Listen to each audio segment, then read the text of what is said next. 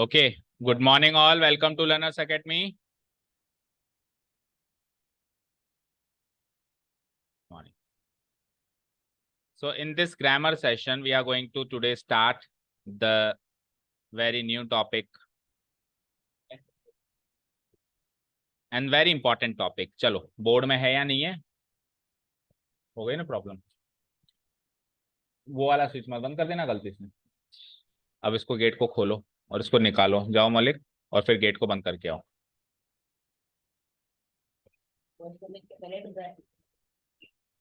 पहले वाला पंखा बंद कर दे।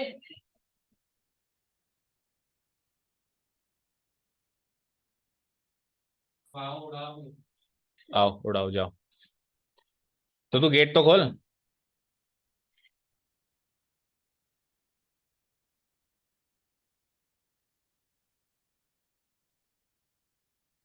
यहाँ से उड़ाओ। करीमा, कबूतर उड़ाना आता है? हाँ चलो, अब ये खिड़की को सही करके फिर इसको बंद करो। हाँ आ जाओ, उसको भी अंदर आने दे। हाँ अब ये वाला फैन चलाओ मत, ये वाला चलाओ, ओनली फैन। ठीक है, उससे शोर ज्यादा हो रहा है। हाँ इधर देखो,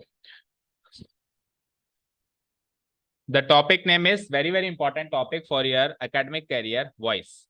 तो वैसे तो देखो ये बोर्ड्स में होगा जितना मेरे को ध्यान है, एंड फिर भी अगर आपको डाउट है कृतिका तो आप ऐसे समझ के पढ़ो कि ये तो आगे न पीछे आज न कल पढ़ना ही है, भाग के जा ही नहीं सकते कहीं, है ना?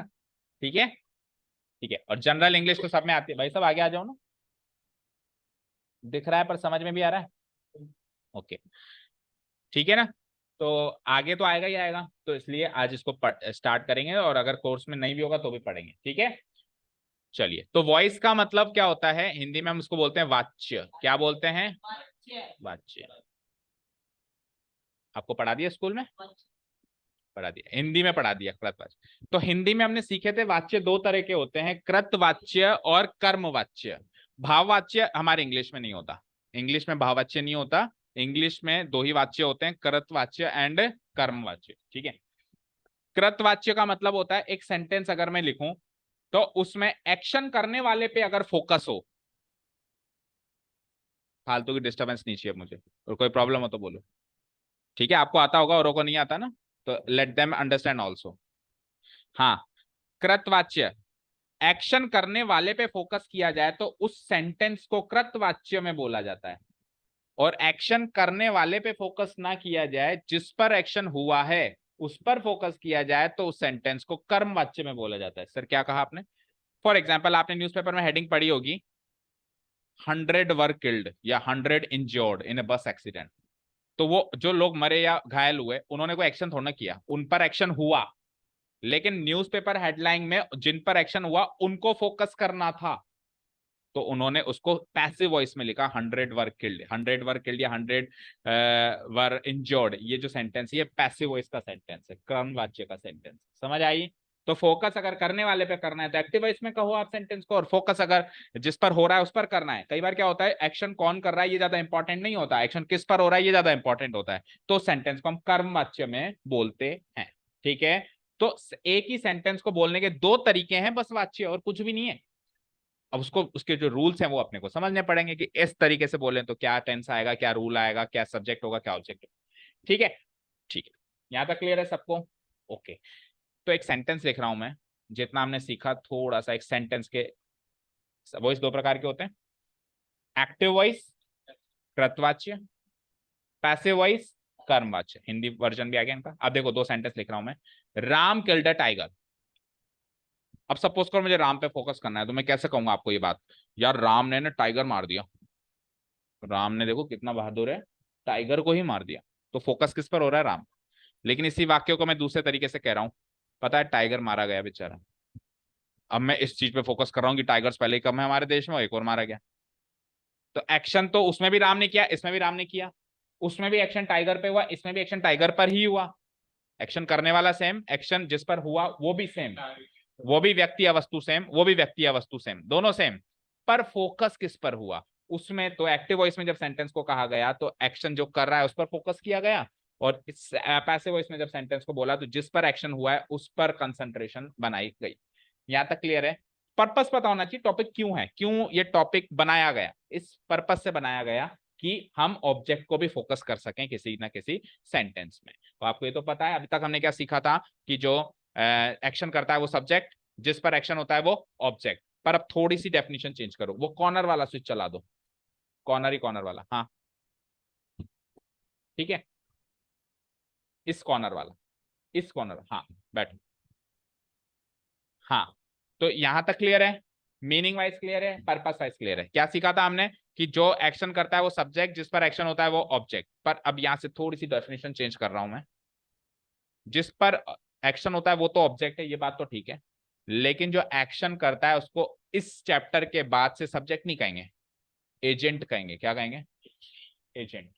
फिर से सब्जेक्ट कौन है? तो सब्जेक्ट हर हाल में वो है जो वर्ब को डिसाइड करे। सब्जेक्ट हर हाल में वो है जो वर्ब को डिसाइड करें। यहां पे ये वर्ब राम के हिसाब से चलेगी, और आपको पता है अगले सेंटेंस में ये वर्ब राम के हिसाब से नहीं, टाइगर के हिसाब से चलेगी। तो सब्जेक्ट तो वो हस्ती है जो वर्ब को डिसाइड करती है। एक्शन करने वाला वो अमूमन वो सब्जेक्ट ही एक्शन करने वाला होता है, लेकिन अगर सेंटेंस पैसिव वॉइस में है तो जो ऑब्जेक्ट है वो वर्ब को डिसाइड कर रहा है, कर रहा है। तो इसलिए फिर कंफ्यूजन होगा ना, इसलिए मैं बार बार सब्जेक्ट नहीं कहूंगा, मैं क्या कहूंगा? एजेंट। मैं ऐसे पूछूंगा एजेंट कौन है इसमें, तो आप समझ जाना कि एक्शन किसने किया, ये पूछ रहे हैं सर। समझ गए क्या? क्लियर है क्या? ठीक है। तो देखो, राम किल्ड ए टाइगर, राम ने एक टाइगर मारा। A tiger was killed by Ram, एक टाइगर राम के द्वारा। तो सब सीखेंगे, सब एक एक चीज सीखेंगे, जो आपने सीख लिया वो भी सिखाएंगे, जो आपने नहीं सीखा वो भी सिखाएंगे, डोंट वरी। ठीक है, चैप्टर खत्म हो जाए और कुछ बच जाए तो फिर बात करना। आपके आपने जो सीखा होगा, जहां पर भी सीखा होगा, 100% उससे तो 3-4 गुना ज्यादा सिखाएंगे। ठीक है ना, एक बार धीरे धीरे चलने दो, ओके।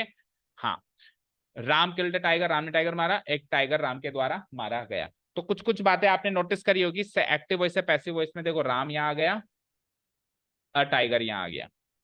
मेन चेंजेस क्या नोटिस किया आपने? देखो, राम बाय राम बन गया, अ टाइगर ऑब्जेक्ट के रूप में बैठा था, आज सब्जेक्ट के रूप में बैठा है। सब्जेक्ट के रूप में बैठा है ना, क्योंकि ये वर्ब डिसाइड कर रहा है। कल को ए टाइगर की जगह 2 टाइगर्स होते तो वास का वर्ब होता नहीं होता? तो ए टाइगर से वॉस हो रहा है, 2 टाइगर से वर्ब हो रहा है, दैट मींस ये सब्जेक्ट है, क्योंकि वर्ब को कौन डिसाइड करता है? सब्जेक्ट। तो पैसिव वॉइस में सब्जेक्ट वो होता है जो एक्टिव वॉइस में ऑब्जेक्ट था। ठीक है, क्लियर? सो ये सब्जेक्ट आ गया मेरा। हाँ, अब वर्ब कैसे चेंज हुई वो सोचना है। किल्ड का क्या हो गया? ये वॉज किल्ड। अब वर्ब कैसे चेंज हुई, इससे रिलेटेड इतनी भ्रांतियां हैं जिसकी हद नहीं है। और हो सकता है आपको भी हो वो भ्रांति, आपने जहां भी सीखा हो, जिसने भी सिखाया हो। अक्सर लोग कहते हैं कि सर एक्टिव वॉइस से पैसिव वॉइस में जाने के लिए, वर्ब को चेंज करने के लिए टेंस को बदला जाता है। कहते हैं किसको बदला जाता है? आपने सीखा है ना, टेंस को बदला जाता है। उसको हैंडल को नीचे करके बंद कर दो, ताकि ये बजेगा नहीं। लॉक कर दो, है ना। हैंडल को नीचे करो। अच्छा, अंदर गए, धुल जाएगा। हाँ, बस आ जाओ, बैठ, छोड़ दो उसको। हाँ, तो ये इस भ्रांति को दूर करते हैं। याद रखना बच्चे, जिंदगी में एक्टिव वॉइस से पैसिव वॉइस, या पैसिव वॉइस से, फिर बंदो खुल गया, ढंग से धक्का लगा के करना, दम नहीं है क्या? कितने का लगा? हाँ, अब ये जिंदगी में नहीं खुले हमसे, उधर से जाना पड़ेगा हम। ओके, ठीक है। क्या कह रहे थे हम? कि एक्टिव वॉइस से पैसिव वॉइस या पैसिव वॉइस से एक्टिव वॉइस उल्टा भी काम करेंगे। में जाने आने के लिए कभी भी किसी भी जगह टेंस में परिवर्तन आता ही नहीं है। अब आपको अजीब लगेगी जो मैं बात कहूंगा, बिल्कुल लग रही है, लगनी भी चाहिए। अच्छा, आपको लग रहा है कि टेंस में परिवर्तन है? आपको लग रहा है क्या? ठीक है। तो टेंस में परिवर्तन का मतलब होता है 12 टेंस में से कोई पहले सेंटेंस किसी और टेंस में था और अभी किसी और टेंस में। ऐसा ऐसा ऐसा कि 12 टेंस है ना, तो 12 टेंस के स्ट्रक्चर तो याद होने चाहिए बेटा। अब आप वही भी याद नहीं करोगे तो फिर मैं कुछ नहीं कर सकता, फिर मैं कुछ भी हेल्प नहीं कर सकता। जो पढ़ा दिया वो आपको पता होना चाहिए, तभी मैं आगे की बात पढ़ा पाऊंगा। नहीं तो घूम फिर के वहीं पाओगे अपने आप को जहां से शुरू हुए थे। ठीक है। तो 12 टेंस के स्ट्रक्चर नहीं याद है तो आज ही याद कर लेना। इस वॉइस और नरेशन में सबसे पहले हमको चाहिए होंगे। तो आपको याद है मयंक? तो क्या मुझे बता सकते हो कि अभी एक्टिव वॉइस में ये सेंटेंस किस टेंस में?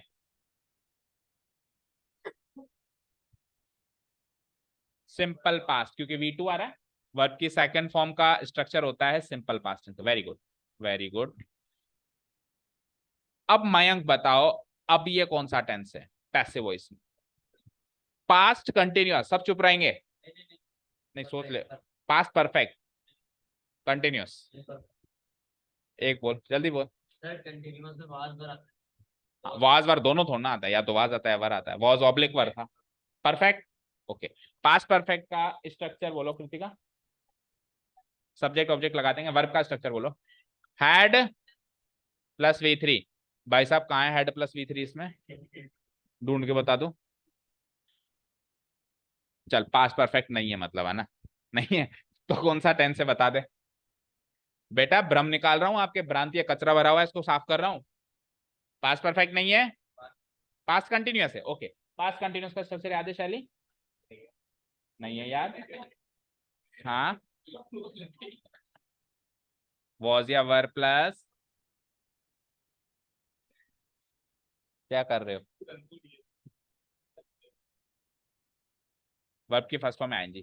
तो शैली ने स्ट्रक्चर बताया है, पहले तो आप कंफर्म करो स्ट्रक्चर करेक्ट है क्या। अब इधर देखो, हंसो मत। वॉज या वर प्लस V1 में ING, पास्ट कंटिन्यूअस का स्ट्रक्चर सही बताया क्या इसने? अब ये स्ट्रक्चर इसमें फॉलो हो रहा है क्या? वास तो आ रहा है, पर वर्ब की फर्स्ट फॉर्म में ING कहाँ है भैया? तो किल्ड है। अगर वर्ब की फर्स्ट फॉर्म ज्यादा लगी है, दर्द हो रहा है, तो दर्द में हंसता कौन है? दर्द हो रहा है तो दुखी हो, हंसो मत। और तेरे को क्या दूसरे के दुख में खुशी मिलती है? अब चुप हो जाओ, नहीं तो मैं खड़ा कर दूंगा। इधर आ जाओ। हाँ जी, वॉज या वर प्लस वर्ब की फर्स्ट फॉर्म में ING स्ट्रक्चर है पास्ट कंटिन्यूअस का, ना तो वो दिखा मुझे। और हेड प्लस V3 है स्ट्रक्चर पास्ट परफेक्ट का, ना ही वो दिखा मुझे। तो अब आप बता दो कौन सा टेंस है नीचे वाले में परफेक्ट कंटिन्यूअस का स्ट्रक्चर बता दो। हेड प्लस बीन, हेड ही नहीं है तो बीन का ढूंढिए भी क्या करूंगा, अब हेड ही मिल जाता। पास्ट परफेक्ट में हेड कहाँ है? तो सिंपल पास्ट है। अब कहिए बात आपने, पहले भी सिंपल पास्ट था, आज भी सिंपल पास्ट है। सिंपल पास्ट का स्ट्रक्चर क्या होता है बता? सब्जेक्ट ऑब्जेक्ट लगा देंगे, वर्ब का स्ट्रक्चर बोल। V2, V2 था। अरे यार, एक बार पुराने कचरे को साफ तो करो बेटा। कुएं पे बाल्टी भरी हुई लेके जाएगा तो क्या लेके आएगा? खाली लेके जा। ठीक है ना, पहले भरे हुए आओगे तो यहां से कुछ लेके जाओगे। जो मैं पूछ रहा हूँ केवल उस बातों का जवाब दो। आज की क्लास खत्म होते होते इससे रिलेटेड आपका कचरा सारा साफ हो जाएगा कि टेंस चेंज होता है कि नहीं होता है। इसने कहा सिंपल पास्ट, इसने पहले तो कहा पास्ट परफेक्ट, मुझे तो नहीं दिखा कहीं पास्ट परफेक्ट का स्ट्रक्चर। फिर इसने क्या कहा? पास्ट कंटिन्यूअस, तो पास्ट कंटिन्यूअस का भी स्ट्रक्चर नहीं दिखा, ING नहीं दिखा मुझे। लेकिन फिर इसने कहा सर सिंपल पास्ट, उसका स्ट्रक्चर मुझे दिख रहा है। क्या आपको दिख रहा है? अगर मैं वर्ब को यहीं स्टॉप कर दूं तो क्या ये V2 है? वो भी V2 था। सिंपल पास्ट का सिंपल पास्ट ही है, एक्चुअल में कोई टेंस में परिवर्तन होता ही नहीं है। फिर क्या होता है उसको सिखाने वाला हूं अब मैं।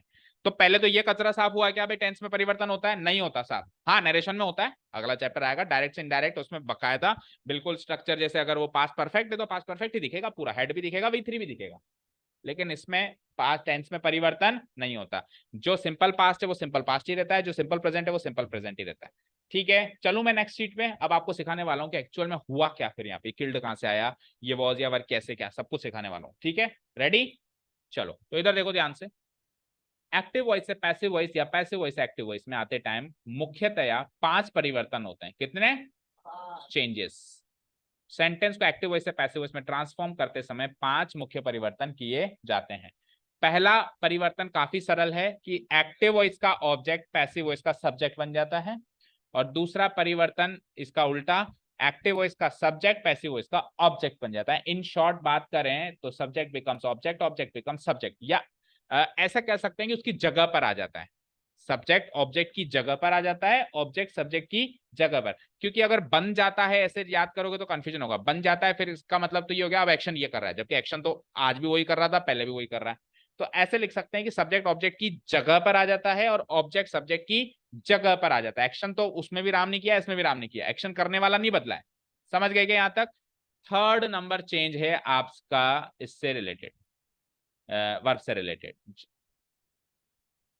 पैसिव वॉइस में पढ़ना ध्यान से, इस बात को सबसे इंपॉर्टेंट नोट है ये अब तक का।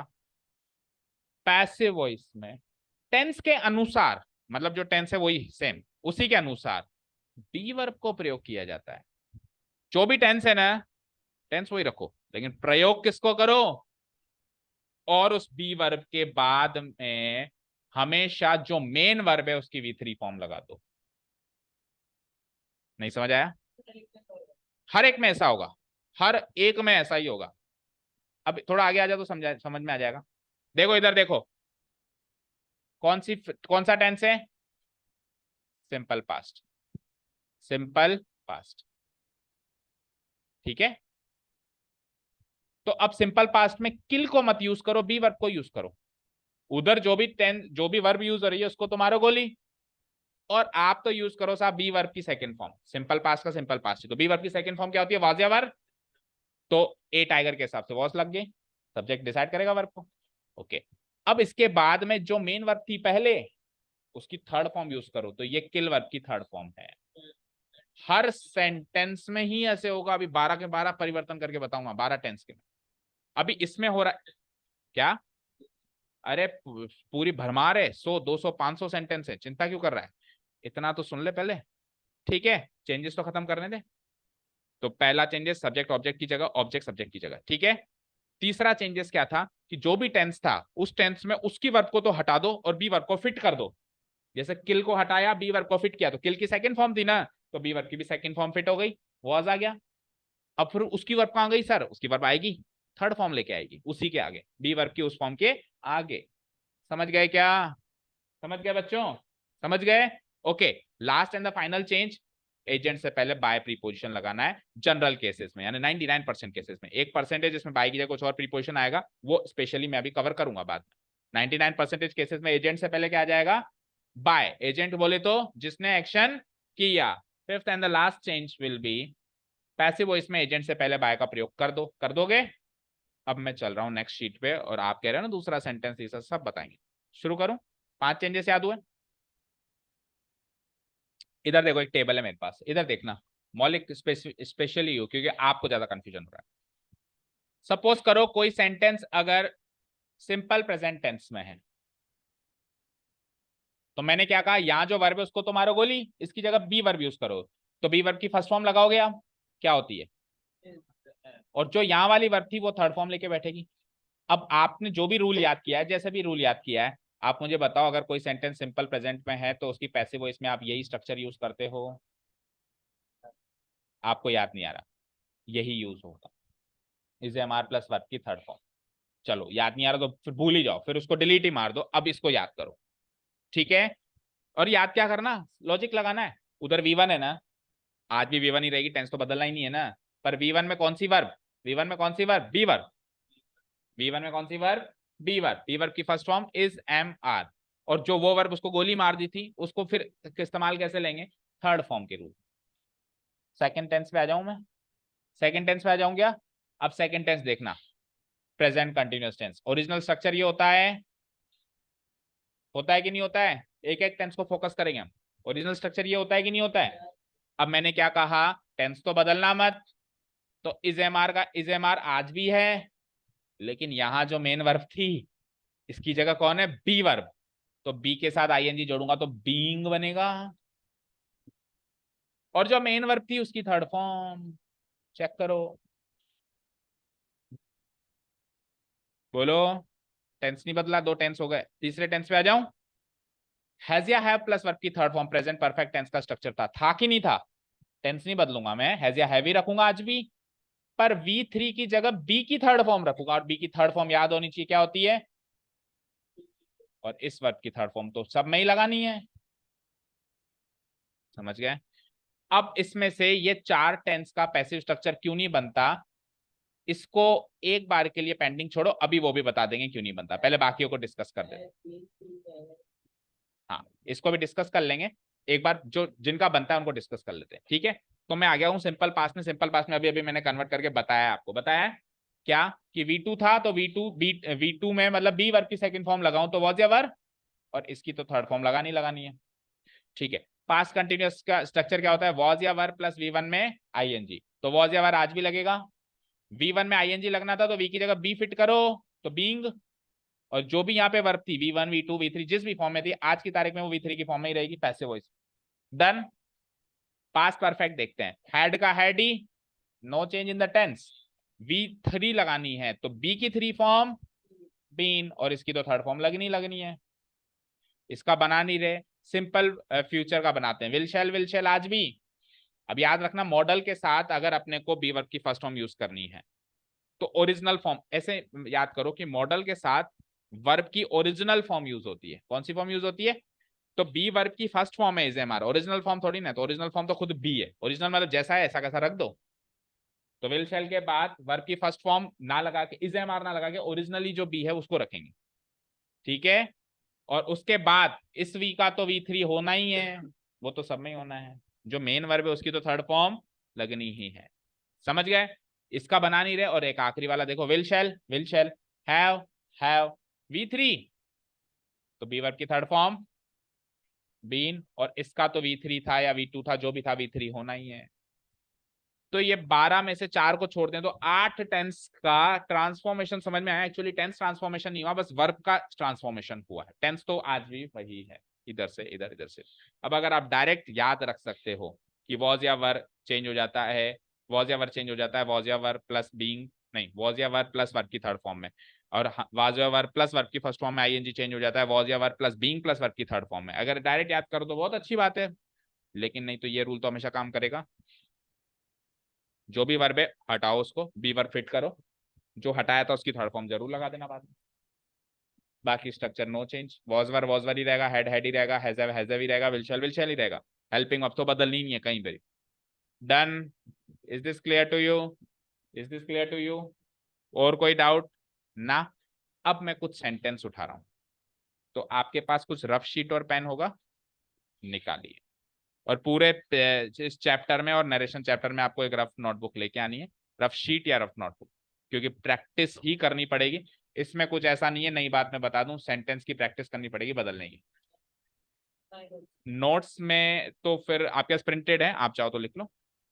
नोट्स में तो जो सेंटेंस उसमें वही उठा रहा हूँ वेब में, उसमें तो वही सेम ही सेंटेंस है ना, वॉइस वाले चैप्टर में, उसी को फिर से लिख के क्या मिलेगा, नहीं समझे? वॉइस चैप्टर खोलोगे ना तो उसके जो सेंटेंस है ना, उन्हीं सेंटेंस की प्रैक्टिस करवा रहा हूँ। तो वो तो उधर लिखे हुए वॉइस चैप्टर में, फिर वापस उसको माई नोट्स में क्यों लिखना? इसलिए रफ शीट में लिखो, रफ शीट में लिखो, रफ शीट में लिखो, जल्दी निकालो, टाइम वेस्ट मत करो। इंटेरोगेटिव से पहले पहले का पोर्शन आज कवर करेंगे, इंटेरोगेटिव नेक्स्ट सेक्शन में लेंगे, यानी डेक्लेरेटिव आज कवर करेंगे। कितने तरह के सेंटेंस होते हैं, कौन कौन से हैं? इंपेरेटिव से स्टार्ट होती है तेरी कहानी, declarative, then interrogative, then imperative, then exclamatory. 4 तरह के सेंटेंस को हम वॉइस में कन्वर्ट। नेगेटिव तो टाइप ऑफ सेंटेंस नहीं है, वो तो फिर चारों में ही हो सकते हैं, डेक्लेरेटिव भी पॉजिटिव नेगेटिव, इंटरोगेटिव भी positive negative, type of sentence तो 4 ही होता है। ओके ठीक है ना, डेक्लेरेटिव, इंटरोगेटिव, इंपेरेटिव और एक्सक्लामेटरी, ठीक है ना। चारों के वॉइस ट्रांसफॉर्मेशन बताऊंगा, और नरेशन सीखेंगे तो चारों के नरेशन ट्रांसफॉर्मेशन भी बताएंगे, ठीक है। चाहे से आपके कोर्स में ना हो, आपके कोर्स में चारों नहीं है ना, बंद करो उसको, शीट को बंद करो, only take your rough sheet. देखते हैं आपने क्या सीखा, आपको ट्रांसफॉर्म करना आ रहा है कि नहीं आ रहा है, जल्दी करो भाई।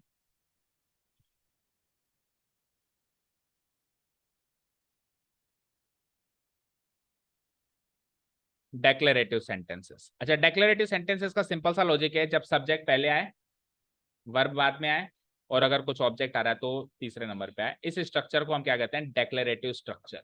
जो इस स्ट्रक्चर में आ जाए उसको डेक्लेरेटिव सेंटेंस। इंटरोगेटिव स्ट्रक्चर में क्या होता है, इस वर्ब में से एक वर्ब टूट के पहले आ जाती है, जिसको अपन हेल्पिंग वर्ब भी बोलते हैं ना, प्लस फिर बाद में सब्जेक्ट, फिर बाद में मेन वर्ब, और फिर बाद में ऑब्जेक्ट। ये स्ट्रक्चर होता है इंटरोगेटिव स्ट्रक्चर, और बाद में क्वेश्चन मार्क, इसमें फुल स्टॉप आएगा, इसमें क्वेश्चन मार्क, ठीक है। इंपेरेटिव स्ट्रक्चर वर्ब की फर्स्ट फॉर्म से स्टार्ट होता है, जैसे सिट डाउन, स्टैंड अप, ठीक है ना, क्लोज द डोर, ये वर्ब की फर्स्ट फॉर्म से स्टार्ट होते हैं, प्लस ऑब्जेक्ट, ठीक है। और एक्सक्लामेटरी सेंटेंस में कोई स्ट्रक्चर फॉलो नहीं होता, सारे टूटा फूटा होता है, बाद में एक्सक्लामेटरी मार्क होता है, उसमें भाव व्यक्त होता है। तो ये 4 तरह के स्ट्रक्चर्स होते हैं ना। आ जाइए, विस्मयादि बोधक वाक्य कहते हैं। सो सेंटेंसेस रेडी, अपने आप करने की कोशिश करेंगे अगर सीखना चाहते हो तो, गलत सही वो सब छोड़ दो मुझ पे, ठीक है। John rights a novel, try करो इसका पैसिव स्ट्रक्चर तैयार करने की। John rights a novel, John एक नॉवल लिखता है। चाहे सब डायरेक्ट पैसिव बना दो, ये रफ है सब, है ना। जरूरी नहीं कि पहले ये लिखो फिर पैसिव लिखो, जल्दी करो बस, जो भी करो डायरेक्ट पैसिव बनाओ और करेक्ट करने की कोशिश करो।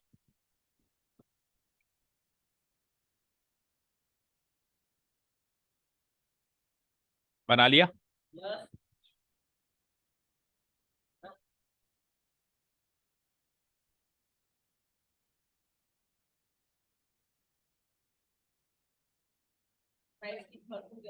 Written,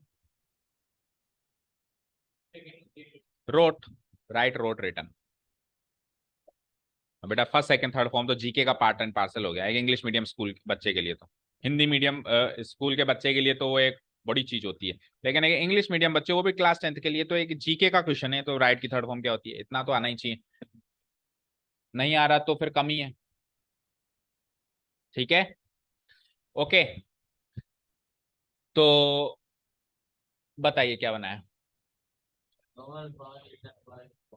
A novel was written by John, सही है क्या? कृतिका बोलो क्या बनाया। टेंस क्यों बदला भाई? मैंने तो मैंने तो प्रेजेंट सिंपल प्रेजेंट को प्रेजेंट कंटिन्यूअस में भी बदलने के लिए मना किया, तूने तो प्रेजेंट का पास्ट कर दिया, तूने तो टाइम ही बदल दिया, मैंने तो टेंस बदलने के लिए मना किया था भाई। उन 12 में से कहीं ट्रांसफॉर्मेशन मत कर, तू तो पास्ट से प्रेजेंट, प्रेजेंट से पास्ट में जा रहा है भैया, कुछ नहीं बदलना, समय वही रहेगा। तो वॉस कहां से आ गया? हाँ, क्या ये लिखा है? चलिए यही लिखा है, बताओ। हाँ मतलब ये लिखा है ना, वॉस की जगह इस लिखा है ना, क्या लिखा है? A novel written by John. चलो अब इधर देखो, स्क्रीन पे देखो, पहला काम क्या करेंगे, पहला चेंज क्या था कि ए नॉवल जो ऑब्जेक्ट की जगह बैठा है वो सब्जेक्ट की जगह आ जाएगा, आ गया। ध्यान से देखो सारे बच्चे, एक एक पॉइंट, एक एक स्टेप को कॉम। फिर जो जॉन है वो उधर आ जाएगा, आ गया। और क्योंकि जॉन इसमें एजेंट है तो उससे पीछे बाय लग जाएगा, इतना तो सबने कर दिया होगा। ओके, अब बस सर ये राइट्स को चेंज करना बता दो। तो राइट्स कौन सा टेंस है? कौन सा टेंस है? टेंस तो पहचानना पड़ेगा गरिमा, नहीं तो कुछ भी पार नहीं पड़ेगी। 12 टेंस के स्ट्रक्चर याद नहीं है? क्यों नहीं है याद? टेंस वाले चैप्टर में नहीं थे हम? तो फिर क्यों नहीं है याद बेटा? फिर क्यों नहीं है याद? राइट्स कौन सा टेंस है? Simple present tense. तो फिर बेटा तुम, मैं कुछ भी सिखाऊंगा सब ऊपर से जाएगा, अगर टेंस के स्ट्रक्चर याद नहीं है तो।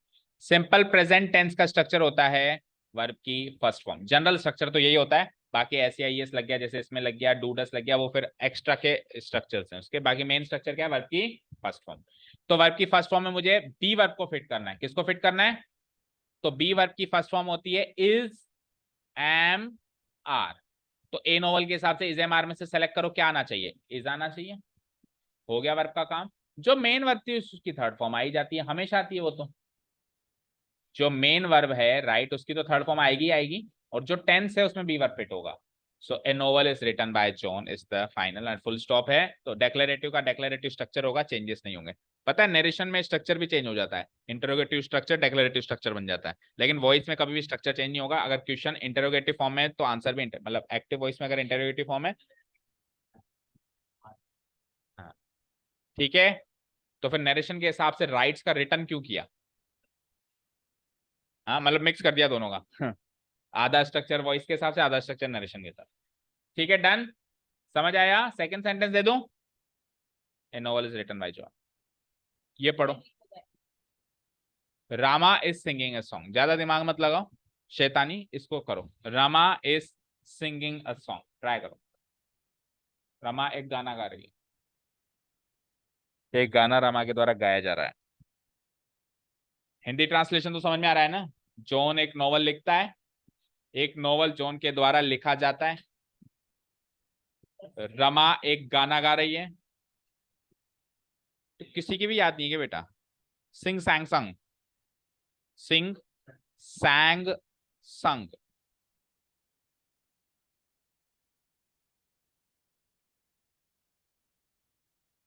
यार इतना बुरा लेवल तो हमारा भी नहीं था, हम तो आपसे 20 साल पहले की बात कर रहे हैं।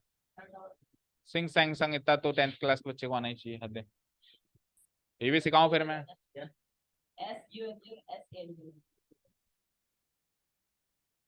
ठीक है, हो गया।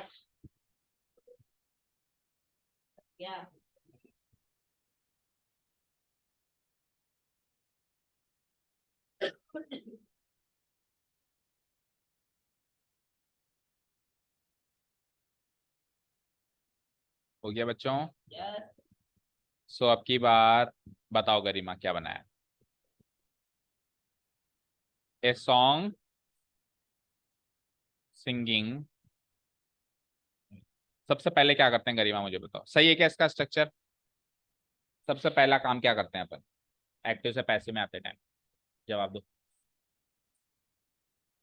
पहले ए सॉन्ग ऑब्जेक्ट है तो इधर आ जाएगा। दूसरा काम,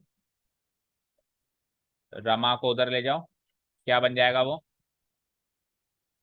बाय रमा। रमा है बेटा, राम नहीं। ठीक है। अब बचा ये वर्ब। देखो वर्ब को मैंने बोल्ड लेटर्स में भी किया है क्योंकि जो है वो इसी में है, इसी को बदलना है मेन तो, है ना। अब मैंने आपको कहा था अभी अभी कि टेंस को नहीं बदलना, नहीं बदलना ना। तो इसको क्यों बदला, मतलब इस गायब कैसे हो गया? जब टेंस ही नहीं बदलना तो इस तो इसी रहेगा ना। और आपको स्ट्रक्चर याद नहीं है, कौन सा स्ट्रक्चर है बोलो मौलिक? इस सिंगिंग कौन सा स्ट्रक्चर? Present continuous. कौन सा स्ट्रक्चर है ये? प्रेजेंट कंटिन्यूअस का स्ट्रक्चर बोल दो Shaili. Is, am, are plus verb की फर्स्ट फॉर्म में आईएनजी। तो इज एम आर तो आएगा ही आएगा, is oblique am oblique are में से एक चीज आएगा। अब ए सॉन्ग के हिसाब से इज आएगा, एम आएगा या आर आएगा? इज। ठीक है, उसके बाद वर्ब की फर्स्ट फॉर्म में आईएनजी जो आ रहा है उसमें बी वर्ब को फिट करना है, यानी सिंग को तो भगाओ, बी को लेकर आओ। तो बी और आईएनजी क्या बन गया? बीइंग। और जो मेन वर्ब पहले थी उसकी थर्ड फॉर्म आएगी हमेशा। जो इधर मेन वर्ब है उसकी तो हमेशा ही थर्ड फॉर्म आएगी, हमेशा ही, हर पैसिव वॉइस के सेंटेंस में जो उधर मेन एक्शन हो रहा है उसको थर्ड फॉर्म में आएगा। और उस मेन एक्शन की जगह उसको भगा के बी को फिट करना है, बाकी कुछ चेंज नहीं करना है, इसका इजी रहने देना। बताओ समझ आया? एक और बात, इसका इजी रहेगा, टेंस तो बदलना ही नहीं है। ऐसा नहीं करना कि इसका वास कवर, ऐसे तो कुछ करना ही नहीं है। सिंगिंग, पहले सिंग मेन एक्शन था, उसकी तो कर देंगे हम थर्ड फॉर्म, ये तो हमने पहले डिसाइड कर लिया। तो फिर इधर क्या करेंगे, इधर बी वर्ब को फिट करेंगे। तो बी के साथ आईएनजी जोड़ेंगे तो बीइंग हो जाएगा। Song is being sung by Rama, ये बनाया सबका? किसकी? क्या लिखी? वो तो सैंग हो गया ना, सेकंड फॉर्म हो गई वो तो। ठीक है, यही बनाए, कोई कंफ्यूजन नहीं है। Okay, let's move further. So a song is being sung by Rama, ये बनाओ। अब गरिमा सही करके देगी मुझे। आलोक हैज डन द होमवर्क। हम्म, हाँ होमवर्क को आगे लिखा, होमवर्क नहीं द होमवर्क। अच्छा ये इसके साथ बताना भूलिए, इसके साथ जो जुड़ा हुआ है सब साथ में घूमेगा। जैसे नोवेल के साथ ए लगा हुआ है, तो ऐसा नहीं कि नोवेल को उठा लो ए को छोड़ दो। हाँ द भी लगेगा। इवन सुनो, यहाँ पे अगर इसका कोई एडजेक्टिव लगा हुआ है वो एडजेक्टिव भी आएगा। जैसे मैथ्स होमवर्क आएगा तो मैथ्स होमवर्क पूरा आएगा। जैसे यहाँ पे मान लो ए सॉन्ग की जगह होता ए मेलोडियस सॉन्ग, तो ए मेलोडियस सॉन्ग पूरा आता। जो भी उसका एडजेक्टिव है ना, पूरा उठ उठा के आएगा, पूरा खानदान लेके आएगा उधर, है ना। हाँ। क्या? हाँ do did done. Do did done.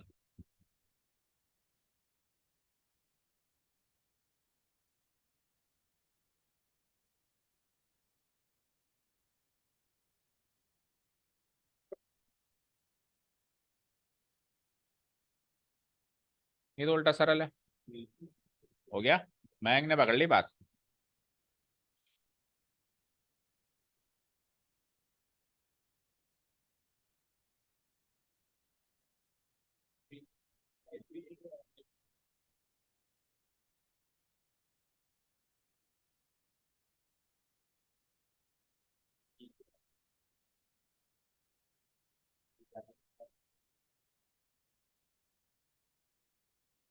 ठीक है, हुआ। बोलो गरिमा, जब तक आप सही नहीं होंगे आपसे ही स्टार्ट करेंगे। एक मिनट, द होमवर्क से स्टार्ट किया गरिमा ने, अच्छा ये तो कर देना भाई। इतना तो कर देना कि टी छोटा था तो बड़ा लिख देना, क्योंकि सेंटेंस की शुरुआत तो बड़े लेटर से होती है। नहीं किया बड़ा, कर दिया। द होमवर्क, ठीक है। आलोक का बायालोक कर ही दिया होगा। मेन मुद्दा तो ये है कि वर्ब कैसे बदलेगी। तो बताओ क्या बदले आपने। नहीं पूरा बताओ, हैज डन का क्या हुआ। हैज डन का क्या, हैज डू। सबसे पहले हैज लिखूं, सबसे पहले क्या लिखूं बताओ, हैज, ठीक है। आगे बोलो। बीइंग, तो आईएनजी कहाँ है उधर, जो आपने आईएनजी लगाया उधर तो आईएनजी था, तो बी फिट किया तो बीइंग आया। यहाँ पे कोई आईएनजी है क्या। भाई इस वर्ब में बी फिट करो ना बेटा। तो ये थर्ड फॉर्म है, ये क्या है, थर्ड फॉर्म। तो बी की थर्ड फॉर्म क्या होती है, बीन। क्या होती है, बी वर्ब की फॉर्म से याद नहीं है, पहली फॉर्म इज एम आर, दूसरी फॉर्म वॉज वर, और तीसरी फॉर्म बीन होती है। ठीक है, तीसरी फॉर्म क्या होती है, बी। तो बी वर्ब की, ये डू वर्ब की थर्ड फॉर्म है, लेकिन मुझे तो बी वर्ब की सेट करनी है, तो बी वर्ब की थर्ड फॉर्म क्या होती है, बी। और इस वर्ब की तो हमेशा ही थर्ड फॉर्म आएगी, तो अभी भी थर्ड फॉर्म थी, आगे भी थर्ड फॉर्म ही रहेगी सेंटेंस, फुल स्टॉप। ये बनाया सबने। यस, क्या था sir. The homework has been done by Alok. समझ आया। यस। Okay next. अब कुछ सेंटेंस और हो जाए, कुछ सेंटेंस दे रहा हूं मैं, इसको बनाओ। 3 सेंटेंस है, तीनों को बनाओ, फिर तीनों को डिस्कस करेंगे एक ही साथ। टाइम बहुत ज्यादा है आपके पास, पूरे 1.5 मिनट, 30 सेकंड में एक सेंटेंस बनाना है। मेड ही होती है, मेक मेड मेड। बनाओ, वो तो आप पहचानो। नहीं क्या चीज में कंफ्यूज हो, चलो मुझे बताओ कि ये V2 है या V3। कोई से भी टेंस का ऐसा स्ट्रक्चर होता है, subject plus V3, subject plus V2 ही होता है। क्या। सब्जेक्ट के आगे V2 ही आता है ना, V3 तो कभी होती नहीं है, तो वो V2 ही होगी।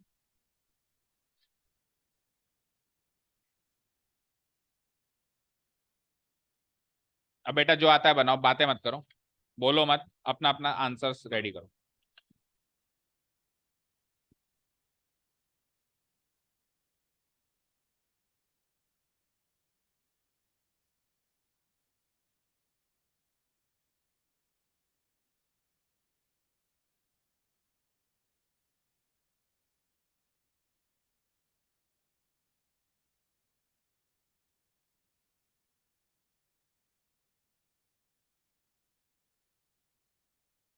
बनाया,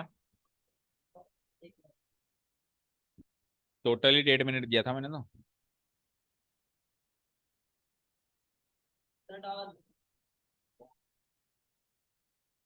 बना लिए तीनों, जल्दी बना।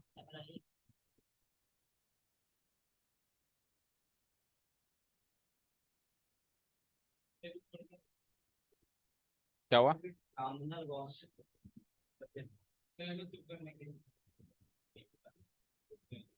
नहीं एक और रास्ता है, अगर मानो तो इसका बहिष्कार कर दो। बहिष्कार मतलब इससे बात करना बंद कर दो, इससे दूर बैठना शुरू हो जाओ, अपने आप लाइन पे आ जाएगा। ठीक है, बहिष्कार मतलब समझते हो ना, नॉट इन द क्लास, वैसे वैसे मिलते ही नहीं हो, स्कूल में नहीं मिलते। चलो करो।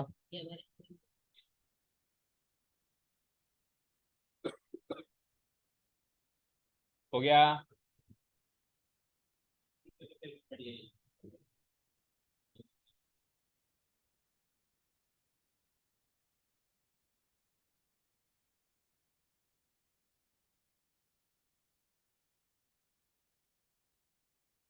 अरे बातें नहीं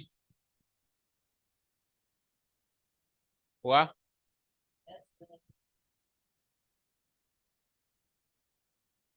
ओके शैली बताओ फर्स्ट का answer. A mistake was made by Ravi, correct है क्या? Yes.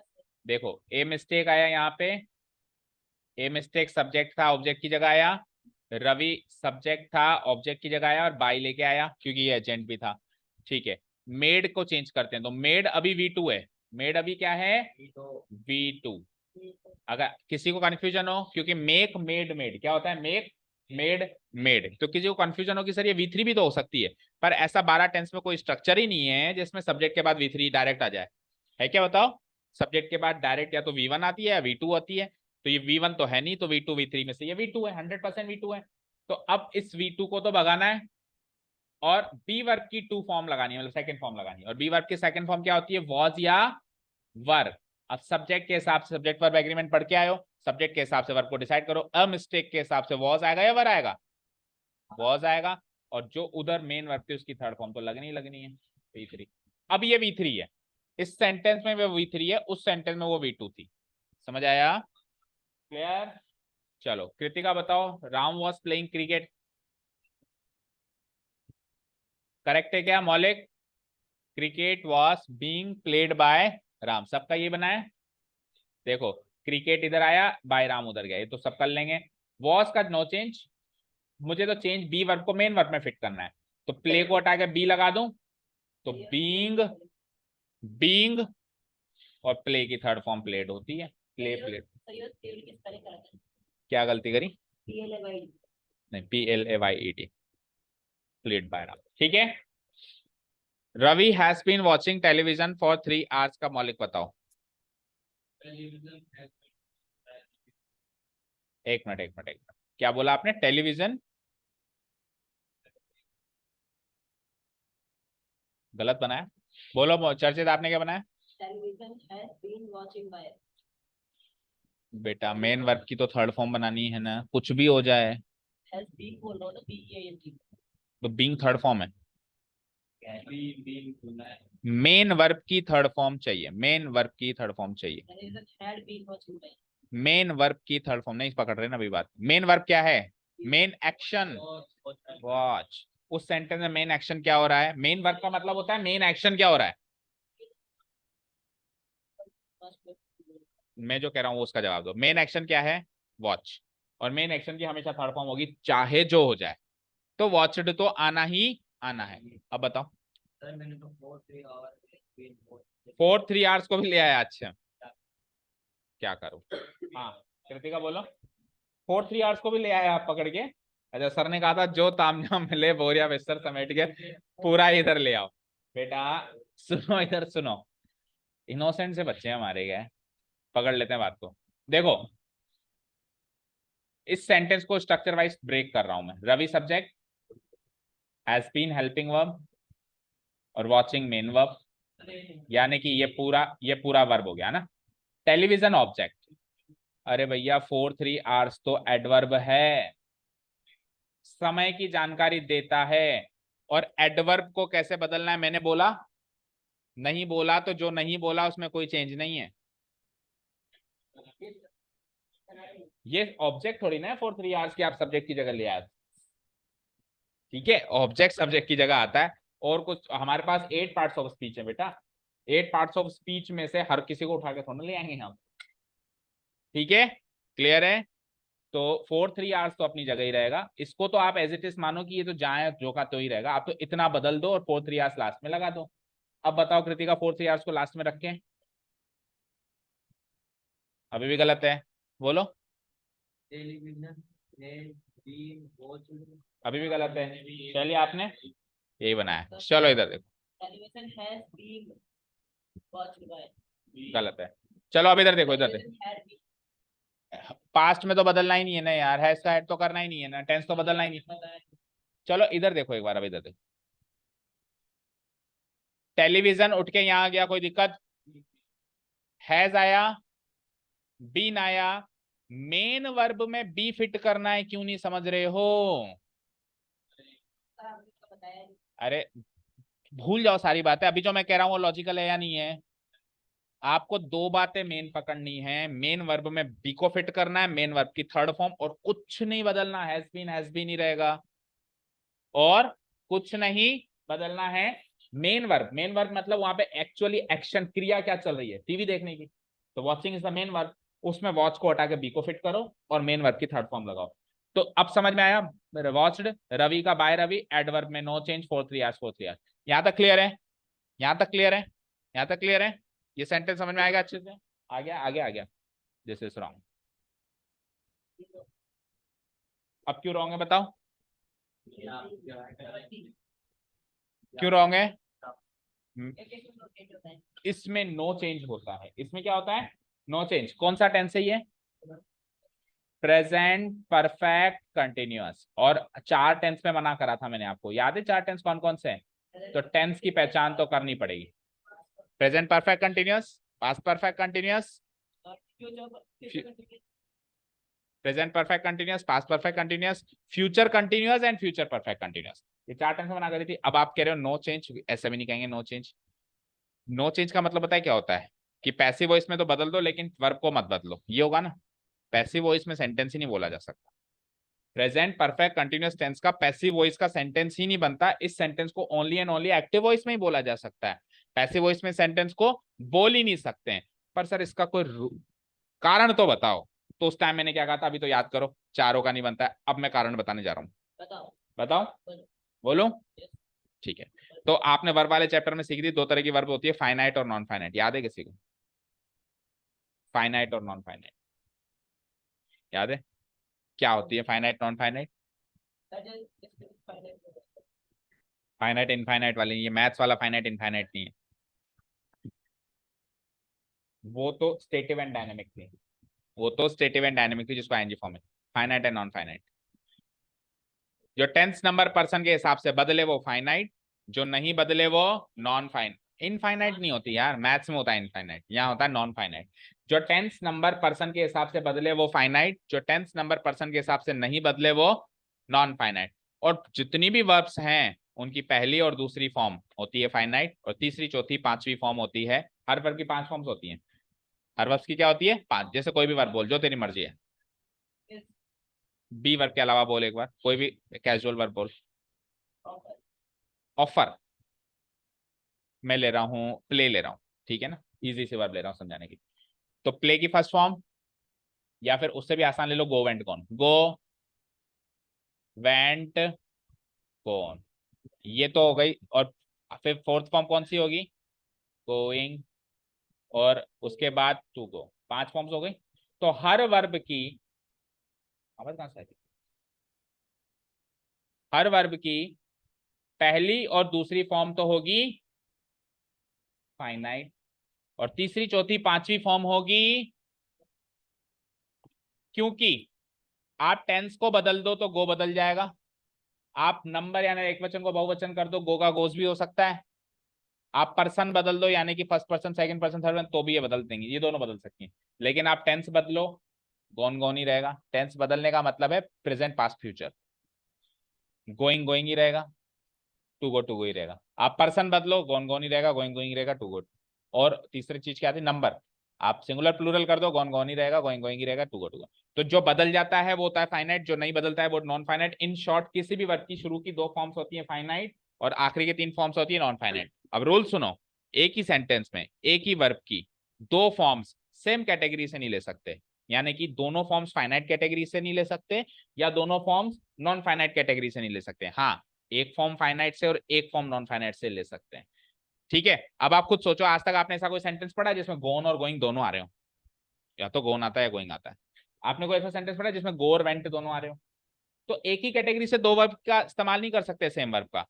एक कैटेगरी इधर से एक कैटेगरी इधर से फिर भी कर सकते हैं, लेकिन एक ही कैटेगरी से नहीं कर सकते। तो ये रूल बी वर्ब पे भी लागू होगा, होगा। तो बी वर्ब की 5 फॉर्म्स बताओ। पहली form is am are, be verb की पहली फॉर्म, दूसरी फॉर्म, तीसरी फॉर्म बीन, हैज हैव कहां से आता है पता नहीं, कहां से निकल के हैज हैव।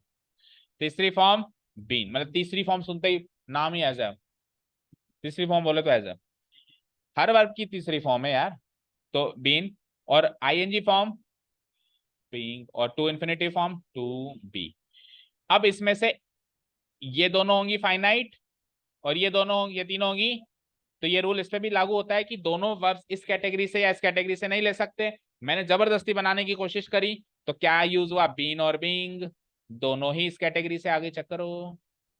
बीन भी इस कैटेगरी की वर्ब है और बीइंग भी इस कैटेगरी की वर्ब है या नहीं है? तो ये कारण है कि इस टेंस को पैसिव वॉइस में नहीं बोला जाता, क्योंकि ऐसा बोलने की हम जब कोशिश करते हैं तो बी वर्ब की दोनों नॉन फाइनाइट फॉर्म का इस्तेमाल हो जाता है, जो कि ग्रामेटिकली इनकरेक्ट है, क्योंकि हमको फाइनाइट क्या हैज हैव, जो हैज की फॉर्म्स बताऊं, पांचों फॉर्म्स बताऊं, तो वो वर्ब का नाम है हैव वर्ब। वर्ब का नाम क्या है, मेन वर्ब का नाम क्या है, हैव वर्ब। अब हैव वर्ब की पांच फॉर्म सुनो। पहली फॉर्म हैज या हैव, दूसरी फॉर्म हैड, तीसरी फॉर्म भी हैड, चौथी फॉर्म हैविंग, और पांचवी form to have. Third form, second form, third form had, first form has या हैव। हर फॉर्म, हर की पांच फॉर्म्स होती हैं। अच्छा, एक और चीज, पांचवी और छठी फॉर्म हमेशा फर्स्ट फॉर्म में आईएनजी लगा के या टू लगा के बनाई जाती है। तो फर्स्ट फॉर्म हैव था, मतलब मेन वर्ब जो थी, मेन वर्ब क्या थी, हैव वर्ब, उसमें ही आईएनजी लगेगी। सेकंड या थर्ड फॉर्म में कभी आईएनजी नहीं लगता, फर्स्ट फॉर्म की जो फॉर्म है उसी में से आईएनजी लगता है। Okay, done, clear. तो इसका पैसिव वॉइस जबरदस्ती बनाओगे तो ऐसे बनेगा, पर देखा जाए तो नहीं बनेगा। अब अगर मल्टीपल चॉइस में, कई जगह मैंने इसे पेपर्स में देखे हैं, उसको प्रिंटिंग मिस्टेक मान लो, लैक ऑफ नॉलेज मान लो, इसका जबरदस्ती बना देते हैं। तो बेटा अगर जबरदस्ती बनाया है तो यही बनेगा, और कुछ तो नहीं बनेगा। But as per the rules बन ही नहीं सकता, क्योंकि दोनों वर्ब्स नॉन फाइनाइट कैटेगरी की आ गए। क्या कर रहे हो? ठीक है, क्लियर है क्या? इस सारे रूल का डिस्क्रिप्शन सुन लो, जो अभी मैंने बताया वो का वही डिस्क्रिप्शन है, ये रॉन्ग है यहाँ पे। ठीक है, why, forms of be verb लिख रहे हैं हम। बी वर्ब की फाइनाइट फॉर्म है is am are was verb, मतलब first form is am are, second form was verb. और नॉन फाइनाइट फॉर्म है been, being, to be, third form, fourth form, fifth form. और rule is, किसी भी sentence में एक ही कैटेगरी, यानी फाइनाइट या नॉन फाइनाइट, दोनों में से किसी एक ही कैटेगरी से दो वर्ब का प्रयोग एक साथ नहीं किया जा सकता। ये केवल बी वर्ब पे लागू नहीं होता, किसी भी वर्ब पे लागू होता है।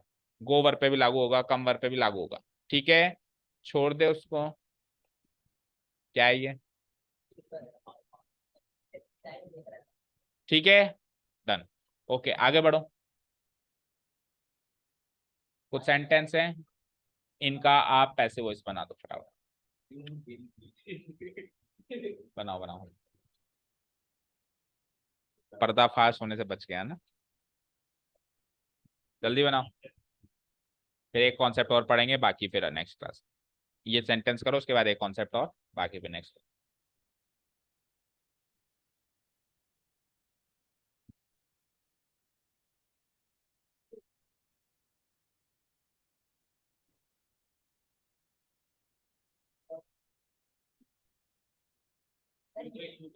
But you did the fifth form, you did. You your, you your yours, वो तो फिर रिफ्लेक्सिव फॉर्म है, वो तो रिफ्लेक्सिव फॉर्म है, रिफ्लेक्सिव फॉर्म थोड़ा नहीं इस्तेमाल होगा।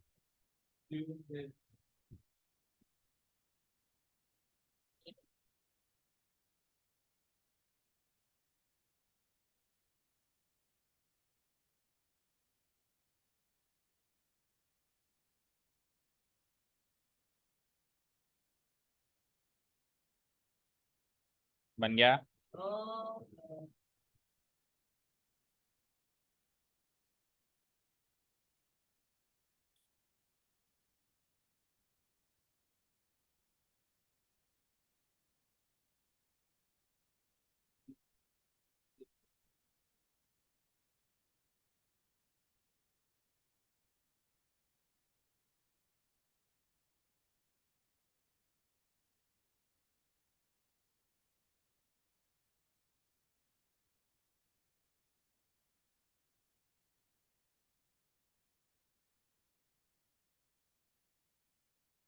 क्या? एड्रेस मतलब होता है संबोधन करना, मतलब salon. सीएम मीटिंग को अटेंड करेंगे ऐसे मान लो, एड्रेस करने का मतलब संबोधित करना।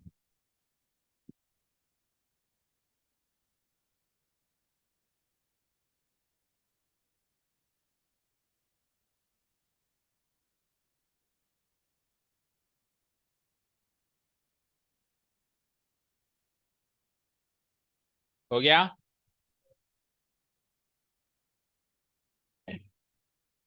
हुआ Yes. हुआ।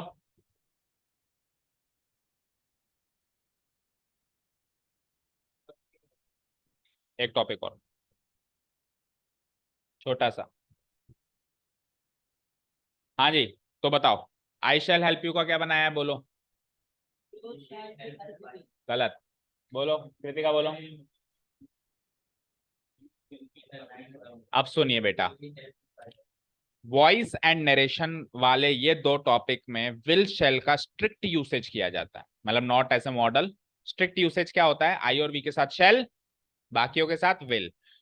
अगर उसने आगे ओके कॉम्बिनेशन चेंज किया है तब आप भी चेंज कर सकते हो। उसने आगे ओके सही कॉम्बिनेशन यूज किया है तो आपको भी सही यूज, समझ गए। तो आई के साथ शेल सही कॉम्बिनेशन है ना, स्ट्रिक्ट कॉम्बिनेशन है, तो आपको भी स्ट्रिक्ट कॉम्बिनेशन यूज करना है।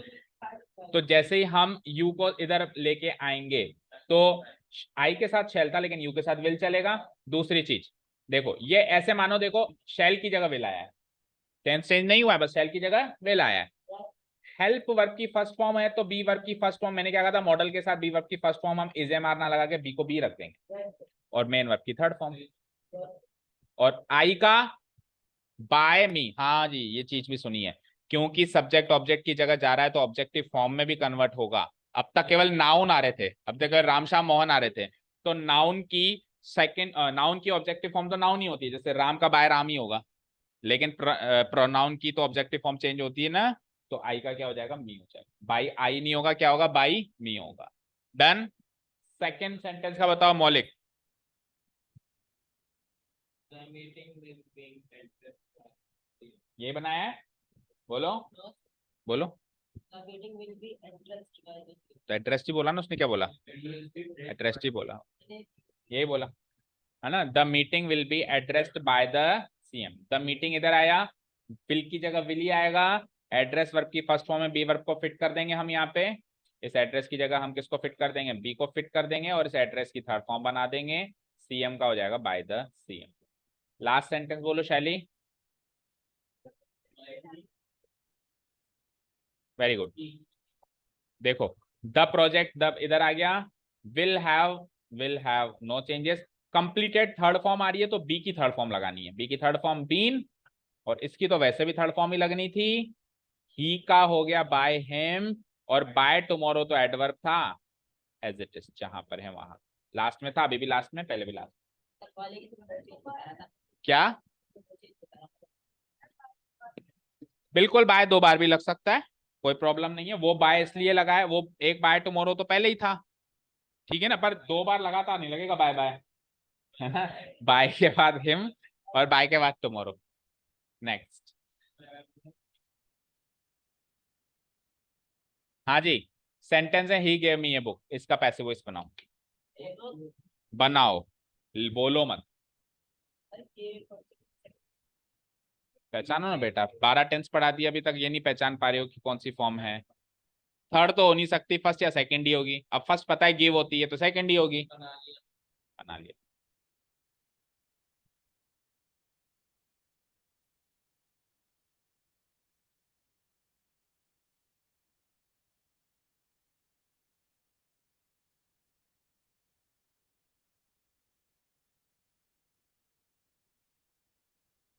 कितने साल से पढ़ रहे हो इंग्लिश मीडियम स्कूल में, शुरू से पढ़ रहे हो और गिव की थर्ड फॉर्म नहीं आती। अरे यार, आंसर्स इंग्लिश में लिख के आते हो, सारे सब्जेक्ट्स की, या हिंदी में लिख के आते हो, उसमें कई बार, कम से कम करोड़ों बार तूने गिवन लिखा होगा, गिवन गिवन गिवन गिवन नहीं लिखा। Here it is given that, रोज मैं लिखवाता हूँ, मैं रोज लिखवाता हूँ। फिर भी पूछ रहा है। हाँ जी, हो गया यहाँ तक। शैली बोलना, आप बोलना, नहीं बन पा रहा है, आप बोलो। मी को खा गया, आप बोलो। सर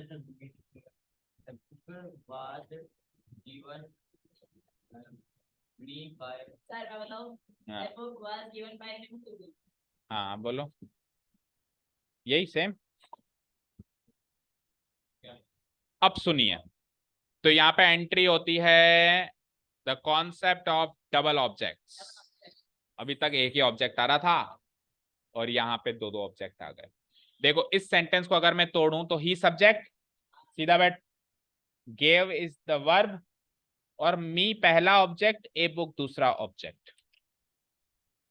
अब तक एक ही ऑब्जेक्ट आ रहा था, अब डबल ऑब्जेक्ट आ गए। तो डबल ऑब्जेक्ट का सर आप पैसिव वॉइस एक्टिव वॉइस वाले सब्जेक्ट कॉन्सेप्ट में क्यों पढ़ा रहे हो? आज तक क्यों नहीं पढ़ाया? क्योंकि आज तक इसकी जरूरत नहीं पड़ी, और अब जरूरत इसलिए पड़ रही है क्योंकि एक्टिव पैसिव वॉइस ही ऐसा कॉन्सेप्ट है जिसमें ऑब्जेक्ट सब्जेक्ट बनता है। किसको बनाऊं, मी को बनाऊं या ए बुक को बनाऊं, कंफ्यूजन है, इसीलिए अभी पढ़ाना जरूरी। ठीक है, क्लियर है? अब पहले तो हम इनका बाइफुर्केशन सीखेंगे। बाइफुर्केशन मतलब अगर दो ऑब्जेक्ट आ जाएं तो दोनों ऑब्जेक्ट में से कौन से ऑब्जेक्ट को क्या कहते हैं, कौन से। तो अगर एक सेंटेंस में दो ऑब्जेक्ट हैं तो उन दोनों ऑब्जेक्ट्स में से एक ऑब्जेक्ट होता है ऑब्जेक्ट इनडायरेक्ट, ऑब्जेक्ट इनडायरेक्ट, और एक होता है ऑब्जेक्ट डायरेक्ट। एक होता है ऑब्जेक्ट इनडायरेक्ट और एक होता है ऑब्जेक्ट डायरेक्ट। छोड़ उसको, छोड़, खड़े हो जाओ, दोनों खड़े हो जाओ। हाँ खड़े हो जाओ, तूने करने तो दिया ना। क्यों पेन डाल रहा है उसके अंदर?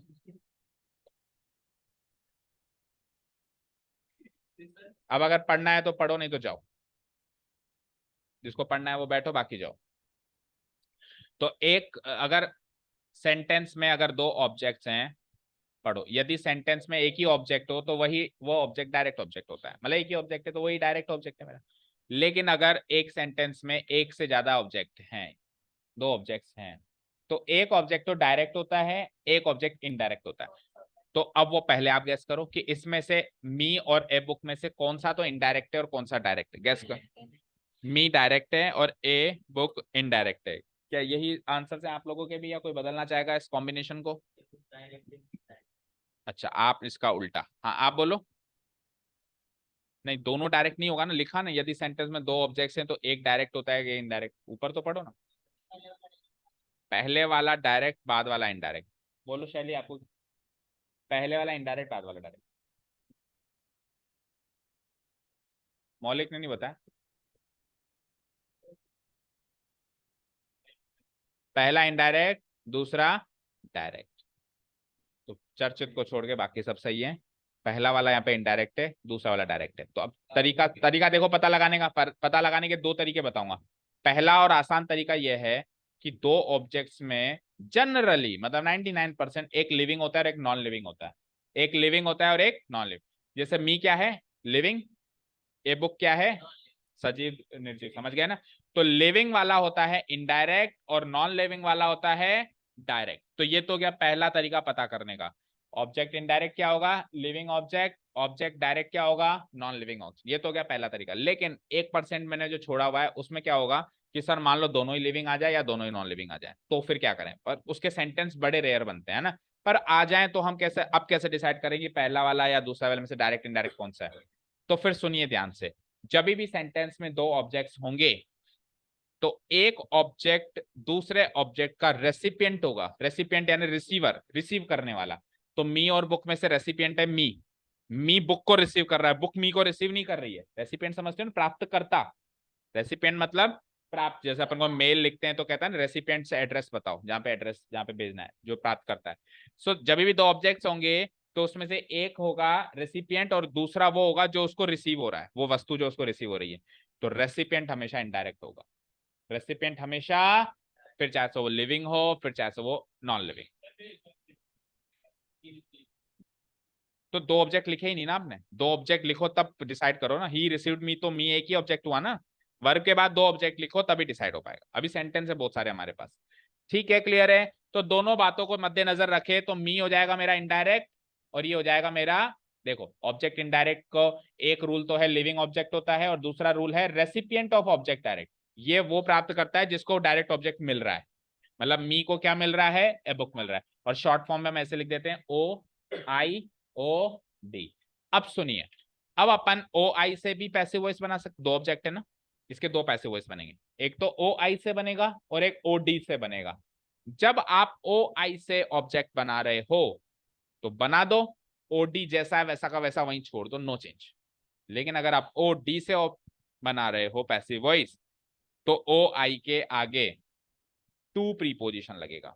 बात करो जल्दी, बोलो कि 10 मिनट और लगेगी, जल्दी बात करो। अरे उठा तो ले। हाँ जी, क्या कहा मैंने? अगर ऑब्जेक्ट इनडायरेक्ट से मैं पैसिव वॉइस बनाऊंगा तब ऑब्जेक्ट डायरेक्ट में नो चेंज। ऑब्जेक्ट डायरेक्ट में नो चेंज। जब ऑब्जेक्ट डायरेक्ट से मैं पैसिव वॉइस बनाऊंगा, डायरेक्ट वाले ऑब्जेक्ट से जब पैसिव वॉइस बनाऊंगा, तब ऑब्जेक्ट इनडायरेक्ट, क्या उल्टा कह दिया क्या? फिर से सुनो। जब मैंने ऑब्जेक्ट इनडायरेक्ट से पैसिव वॉइस बनाया, यानी मी से बनाया, तो ऑब्जेक्ट डायरेक्ट को तो रखना है नो चेंज, ठीक है। लेकिन अगर ए बुक से बना दिया, दैट मीन्स ऑब्जेक्ट डायरेक्ट से बना दिया, तो ऑब्जेक्ट इनडायरेक्ट से पहले एक प्रीपोजिशन लगाना पड़ेगा, और वो प्रीपोजिशन जनरल केसेस में टू लगता है। क्या लगता है? टू। तो दोनों को बना के दिखा देता हूं मैं एक बार।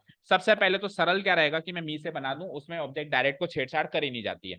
तो मी को मैंने यहां से उठाया, इधर आके वो आई बनेगा, ये तो समझ में आई गया होगा सब्जेक्टिव फॉर्म में।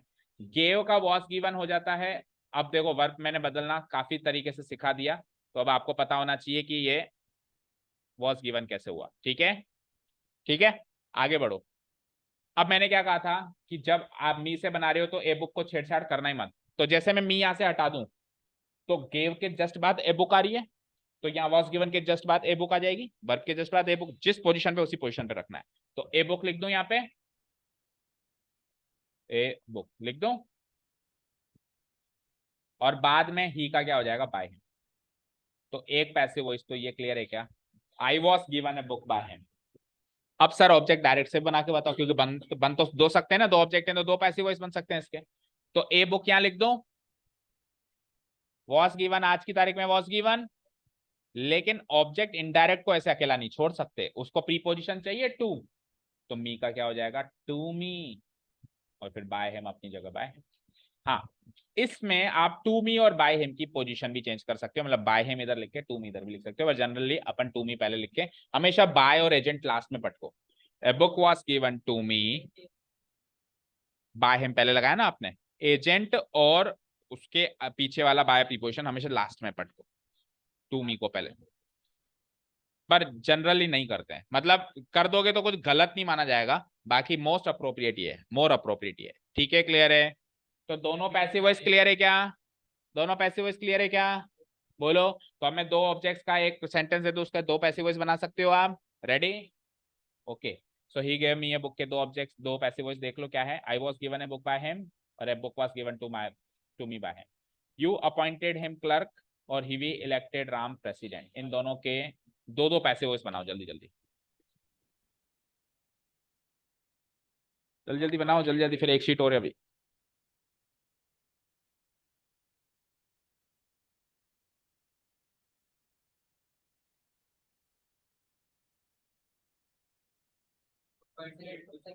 Appointed second third form same है, इलेक्टेड के भी सेकंड थर्ड फॉर्म सेम है। अब आप एक्टिव पैसिव तो गया भाड़ में, आपको वर्ब पे ज्यादा फोकस हो रहा है बेटा। छोटी थोड़ी बहुत गलत भी बन जाएगी तो करेक्ट हो जाएगी। फोकस करो एक्स्ट्रा चीज पे, पैसिव वॉइस पे फोकस करो। यू अपॉइंटेड हिम क्लर्क, मतलब आपने उसे क्लर्क अपॉइंट किया। अपॉइंट करने का मतलब नियुक्त किया। Okay. We elected Ram president, हमने राम को प्रेसिडेंट चुना। इलेक्ट करने का मतलब होता है चुनना या निर्वाचित करना।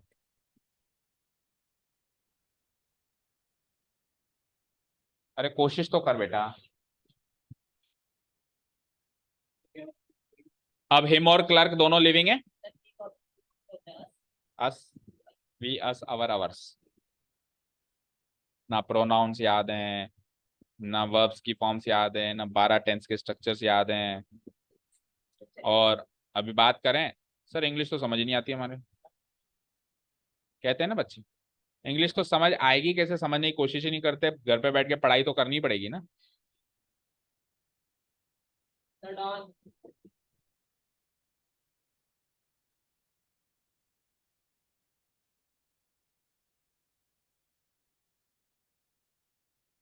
बन गए मौलिक? चलो पहले वाले सेंटेंस के दो पैसिव स्ट्रक्चर्स बताओ। दोनों बनाने ना बेटा, एक इनडायरेक्ट से एक डायरेक्ट से। दो ऑब्जेक्ट है तो दो ही बनेंगे ना, दोनों बनाओ ना।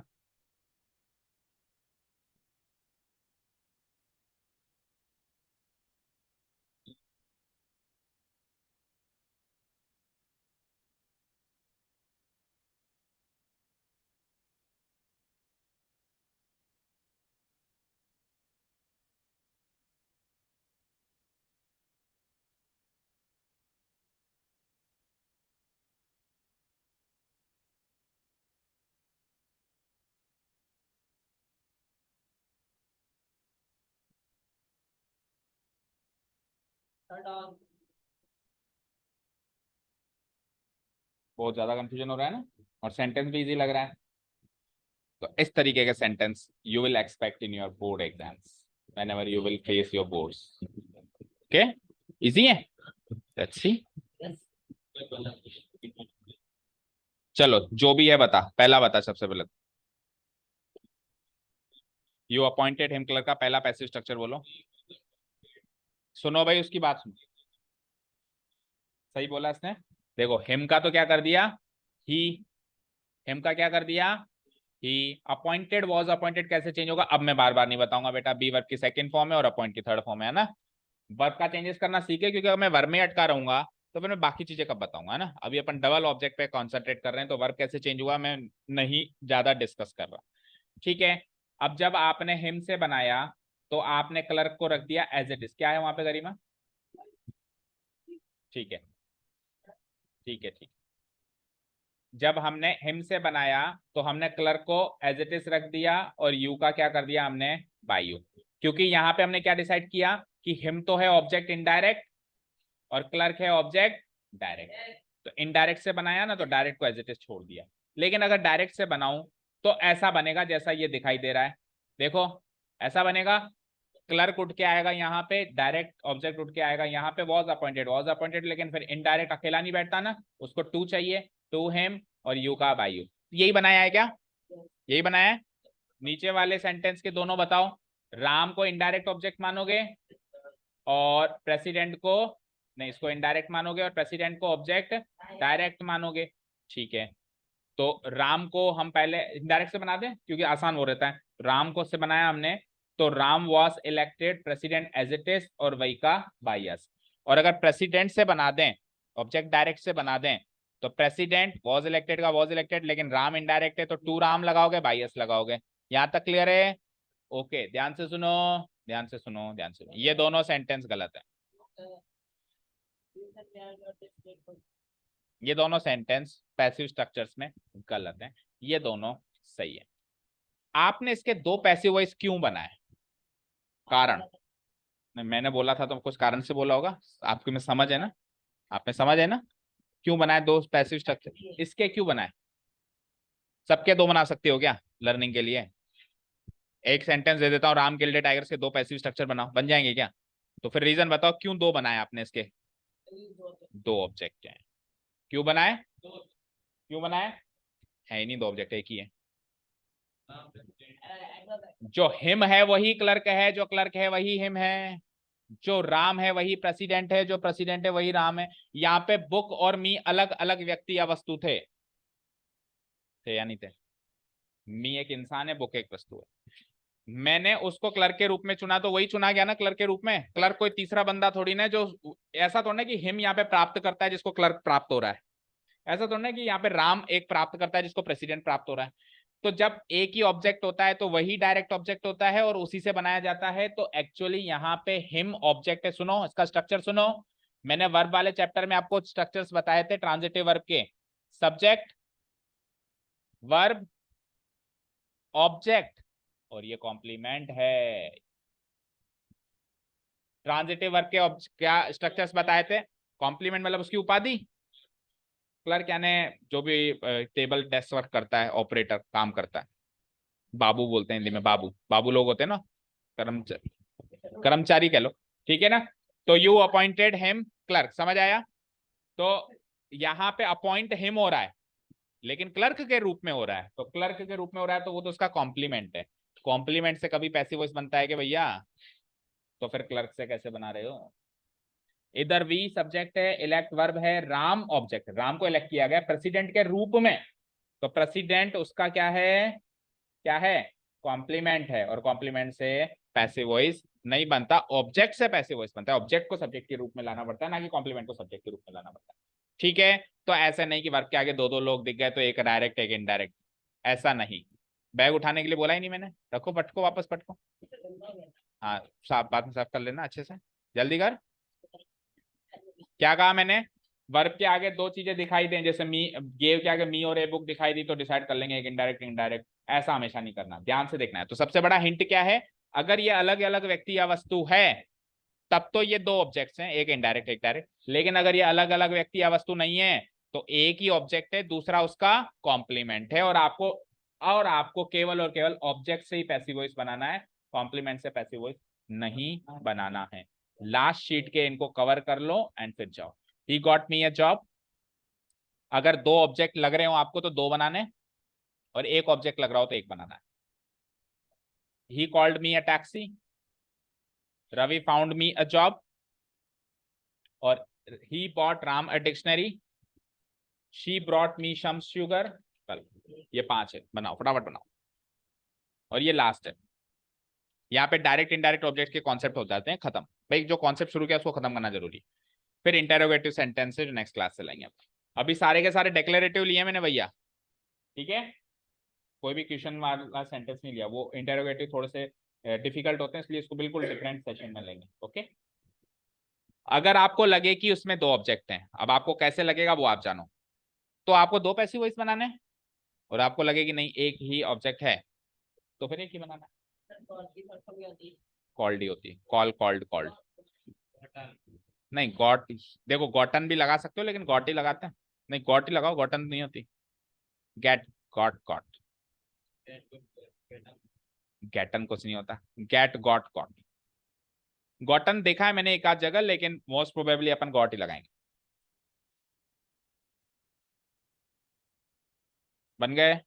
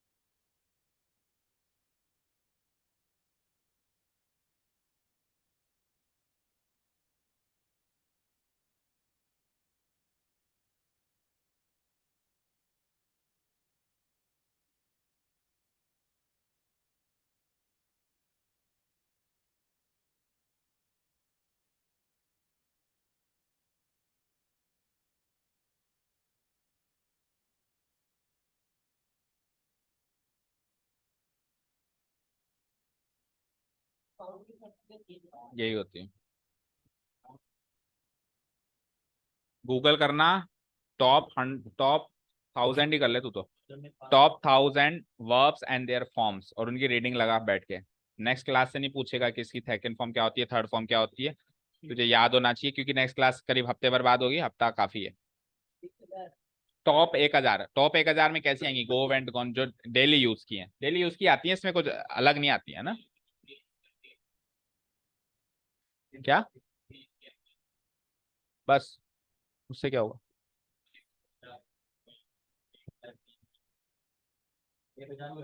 चल टॉप 500 कर लेना, रीडिंग एक बार रीडिंग लगाओगे याद हो जाएगी।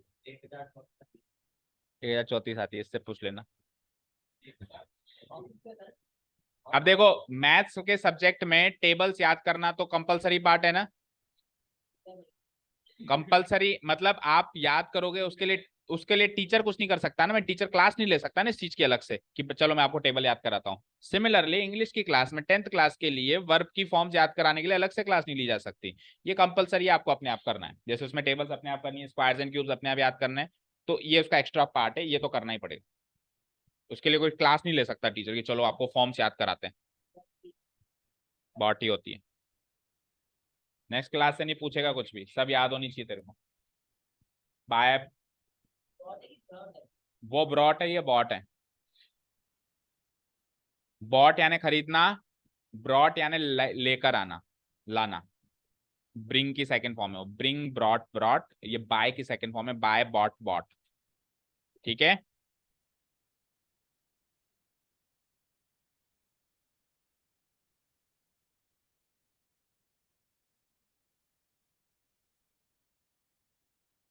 चलें, अगर बन गया हो तो आगे चलें।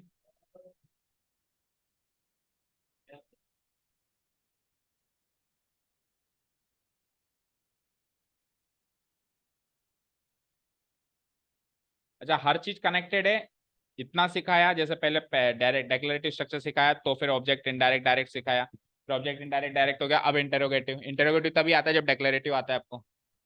तो पुराना तो पढ़ा हुआ होना चाहिए, रिवाइज भी होना चाहिए। हो गया क्या बच्चों? आपको जिस चीज में दो ऑब्जेक्ट्स लग रहे हैं उसमें दो बनाओ। आपको नहीं लग रहा है कि सर इसमें तो एक ही ऑब्जेक्ट है, तो फिर एक बनाओ। वो आपको सोचना है, कोई आके नहीं बताएगा कि इसमें दो ऑब्जेक्ट हैं या नहीं है, आपको ही आइडेंटिफाई करना है।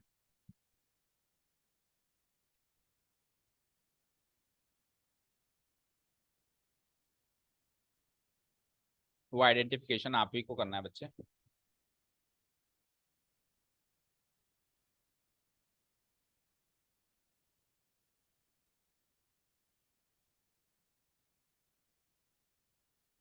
चलें अब, चलो। तो he got me a job. तो पहले तो आप ये बताओ इसमें दो ऑब्जेक्ट्स हैं या नहीं है? हैं, क्योंकि मी और जॉब अलग अलग हैं, तो हैं। तो कौन सा डायरेक्ट कौन सा इनडायरेक्ट? लिविंग नॉन लिविंग से देख लो इसमें, तो मी हो जाएगा इनडायरेक्ट और ये हो जाएगा डायरेक्ट। तो दो बनेगी, एक इनडायरेक्ट से बनेगी, एक डायरेक्ट से। तो जब इनडायरेक्ट से बनाएंगे तो डायरेक्ट में नो चेंज आएगा।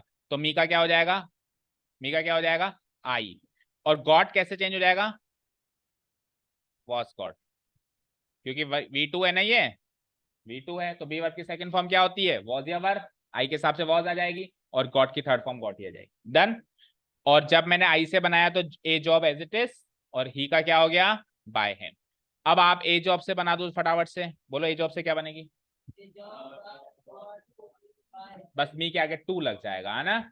ए जॉब वॉज गॉट, मी का क्या हो जाएगा? टू मी, क्योंकि ऑब्जेक्ट इनडायरेक्ट में थोड़ा एटीट्यूड है, वो अकेला नहीं रहता, वो टू लेके रहता है। वो कहता है या तो मुझसे बना ले, और मुझसे नहीं बनाएगा, मुझे वेला छोड़ेगा तो वेला नहीं रहूंगा, मेरे को टू चाहिए, फिर प्रीपोजिशन चाहिए और प्रीपोजिशन टू चाहिए। ठीक है, by him. Next, he called मी, ये टैक्सी का बताओ। मयंक बताओ। दो की एक? दो, क्योंकि मी और टैक्सी ऑब्वियसली अलग अलग है ना। तो मी से बनाना जरा, इनडायरेक्ट कौन सा है? मी, लिविंग है ना, और टैक्सी हो गया मेरा डायरेक्ट। तो इनडायरेक्ट से बनाओ, और डायरेक्ट को एज इट इज छोड़ो। बोलो क्या बनाओगे? आई वॉज कॉल्ड,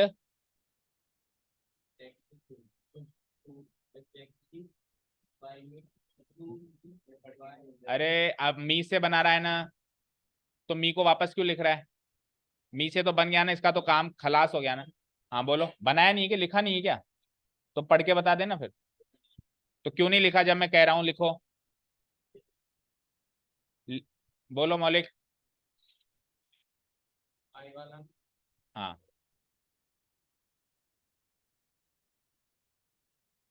आपने भी नहीं लिखा। I was called a taxi by, me का हो जाएगा आई, कॉल्ड का हो जाएगा was called, a taxi object direct no change, और ही का बाय हिम। और अब आप टैक्सी से बनाएंगे तो क्या होगा? टैक्सी वॉज कॉल्ड, अब मी का क्या हो जाएगा? टू मी, और ही का क्या हो जाएगा? By him. Ravi found me a job, दो ऑब्जेक्ट्स हैं या एक है? दो ऑब्जेक्ट्स हैं या एक है? एक ही है। मी और जॉब एक ही व्यक्ति या वस्तु है? मी और जॉब अलग अलग व्यक्ति या वस्तु, ये एक ही है। जॉब का मतलब क्या होता है? कोई काम। मी मतलब एक इंसान। तो अलग अलग व्यक्ति वस्तु है ना, एक कैसे हो सकते हैं? ठीक है। सो मी हो जाएगा इनडायरेक्ट और जॉब हो जाएगा डायरेक्ट। इनडायरेक्ट से बनाओ, मी से बनाओ। I was found a job as it is, और रवि का बाय रवि। और अब ए जॉब से बनाओ। A job was found, me का क्या हो जाएगा? To me by Ravi. एक बन जाता है तो फिर दूसरा तो फटाफट बन जाता है, बस आपको क्या करना है, उस इनडायरेक्ट से पहले टू लगाना है। ठीक है। ही बॉट राम अ डिक्शनरी, उसने राम को डिक्शनरी खरीद के दी। तो राम और डिक्शनरी अलग अलग है, तो इनडायरेक्ट डायरेक्ट होगा। रेसिपिएंट कौन है? राम को डिक्शनरी मिल रही है या डिक्शनरी को राम मिल रहा है? तो जो रेसिपिएंट होता है वो इनडायरेक्ट होता है हमेशा। ठीक है। So he bought Ram a dictionary में पहले आप राम से बनाओ ना, इनडायरेक्ट से बनाओ, बनाओ। बोलो कृतिका। ए डिक्शनरी से ही बनाया ओनली? आप बताओ शैली, क्यों राम से क्यों नहीं बनाया? आपको क्या लगा दोनों सेम है? उसने राम को एक डिक्शनरी खरीद के दी, तो राम एक इंसान है जिसको डिक्शनरी मिल रही है, दो अलग अलग व्यक्ति या वस्तु है ना। हाँ, राम से किसने बनाया? बोलो। Ram was bought a dictionary bye him. ठीक है, राम इधर आ गया, और बॉट का वॉज बॉट हो गया, वर्ब में चेंजेस, अ डिक्शनरी सेम, और ही का बाय हिम। चलो, ये डिक्शनरी से बनाया था आपने, बताओ क्या बनाया था? A dictionary was bought to me, कहां से आया, राम है ना, a dictionary was bought to Ram by him, ठीक है ना, राम को दिला रहा है, आपको थोड़ा नहीं दिला रहा है कि टू मी, सारी चीजें आप ही लोगे क्या उससे, ठीक है। Dictionary was bot, Ram indirect object था तो टू लेगा, एंड ही का बाय हिम। लास्ट वाला बताओ, she brought me some sugar, वो मुझ मेरे लिए थोड़ी सी शुगर लेके आई, तो सम शुगर नहीं, सॉरी, पहले मी से बनाओ, मी और सम शुगर अलग अलग हैं, तो आप मी से बनाओ, I was brought some sugar by her, और सम शुगर से बनाओ, some sugar was brought to me by her, तो सबका ऐसे ही बनेगा। अब इनमें से कितने सही है कितने गलत है चेक करते हैं, गलत, गलत, गलत, गलत, और सारे गलत। अब सुनिए कहानी में आखिरी ट्विस्ट, ये गैप नहीं दिखा ऊपर ट्विस्ट देने के लिए, चलो सबसे पहले तो देखो, मैं एक सेंटेंस कह रहा हूं, उसका हिंदी अनुवाद कर सकते हो, इनमें से ही कह रहा हूं, इसका हिंदी अनुवाद करना जरा। मुझे एक टैक्सी बुलाया गया। मुझे एक टैक्सी बुलाया गया, यानी उसने मुझको ऐसे बोला, ओए टैक्सी इधर आ, मुझे एक टैक्सी बुलाया गया। तो याद रखना, एक्टिव से पैसिव या पैसिव से एक्टिव में करते टाइम सेंटेंस का मीनिंग नहीं बदलना चाहिए। एक्टिव वॉइस में सेंटेंस का मीनिंग था उसने मेरे लिए टैक्सी बुलाई, और पैसिव वॉइस में मीनिंग निकल के आ रहा है मैं टैक्सी बुलाया गया, आई was called a taxi, I was called a taxi मतलब मैं टैक्सी बुलाया गया, यानी मुझको टैक्सी की उपाधि दी गई, मैं टैक्सी हूँ, ठीक है। अच्छा इसका करना देखें, Ram was bought a dictionary by him, Ram खरीदा गया, ही बॉट राम डिक्शनरी मतलब उसने राम को लिए डिक्शनरी खरीदी, और इसका इस हिंदी अनुवाद बन रहा है राम खरीदा गया, क्या राम खरीदा गया था क्या, राम राम खरीदा गया। अच्छा इसका बनाओ, आई वॉज ब्रॉट, मैं लाया गया, मैं थोड़ा ना लाया गया, शुगर लाई गई है, समझ गए।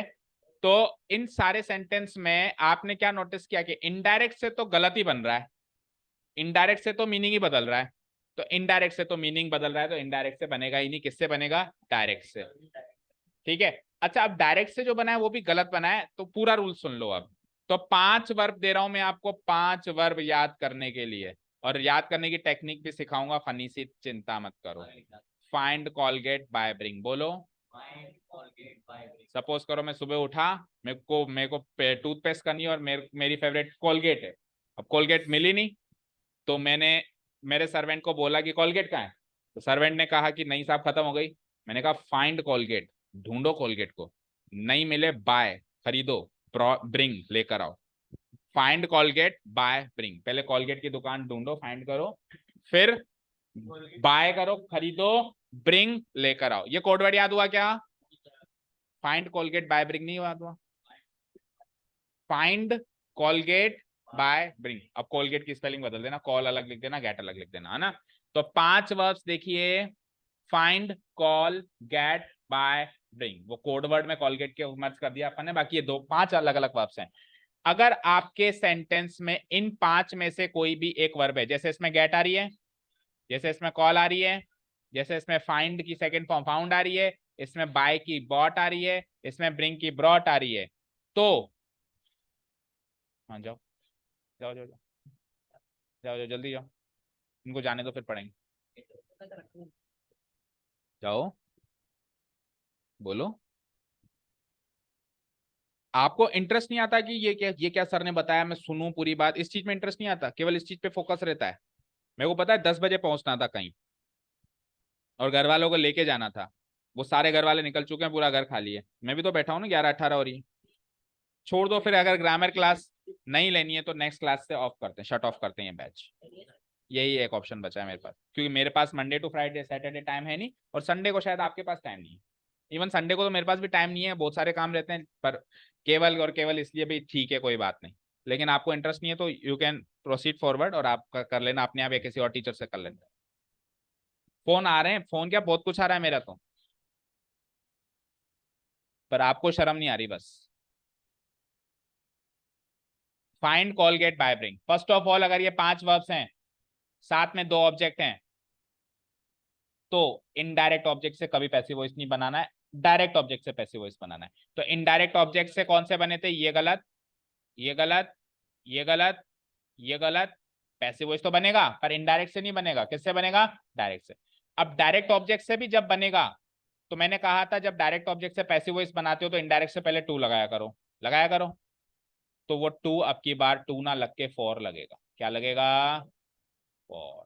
तो मैंने कहा था 1% है ना, तो वो 1% में ये एक्सेप्शन है। पूरा रूल सुन लो चलो। अब यदि सेंटेंस में दो ऑब्जेक्ट्स हैं और ये वर्ब्स हैं, ये मतलब फाइंड, कॉलगेट, बाय, ब्रिंग में से कोई एक वर्ब है, तो सेंटेंस का पैसे ओडी से बनाना है, ओ आई से तो बनाना ही नहीं है।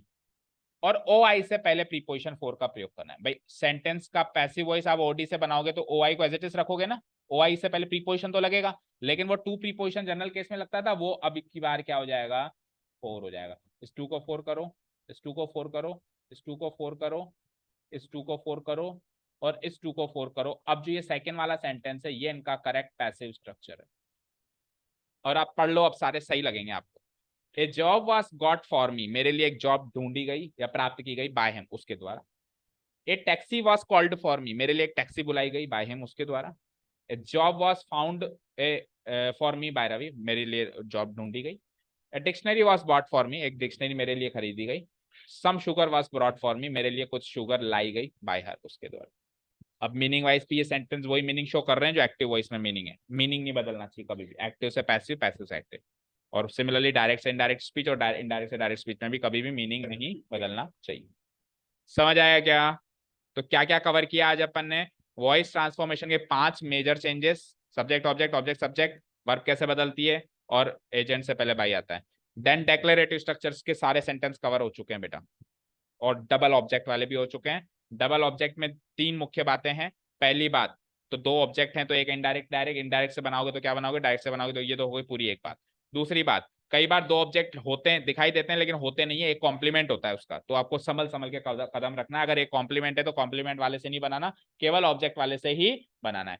तीसरी और आखिरी बात, अगर डबल ऑब्जेक्ट के साथ ये वर्ब्स आ जाएं तो अब इनडायरेक्ट से नहीं बनाना, बनाना तो डायरेक्ट से ही है, लेकिन इनडायरेक्ट से पहले जो टू लगाते थे वो अभी फोर लगेगा। ये हमने आज सीखा। Next class will be, next class में हम सीखेंगे, देख लो अगर कोई एक आध सेंटेंस बचा हो तो, इंटेरोगेटिव सेंटेंसेस। ये next category of sentence. Declarative पूरे ओवर हो गए। अब क्वेश्चन वाक्य, प्रश्नवाचक जो वाक्य होते हैं उनके पैसिव वॉइस कैसे बनते हैं नेक्स्ट सेशन में कवर। ठीक है, अगर हुआ तो। Thank you so much for listening to us. Have a nice day, keep learning, bye.